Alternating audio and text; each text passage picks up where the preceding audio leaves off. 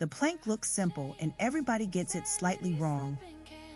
Done right, it builds the deep core strength that holds your posture together. Here's how. A proper plank trains your entire core to brace as one unit, exactly the stability that keeps your spine tall and takes strain off your lower back all day. Step 1. Set your forearms on the floor directly under your shoulders, elbows at 90 degrees, with your toes tucked under. Step 2. Lift your hips so your body forms one straight line from the top of your head to your heels. Brace your core like you're about to be tapped in the stomach. Step 3. Squeeze your glutes to protect your lower back and keep breathing steadily. The whole game is holding that straight line, no sagging hips, no piking up.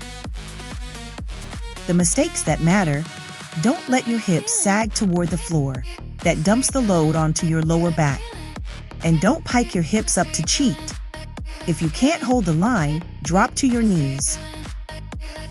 Start with 3 holds of about 30 seconds and build from there.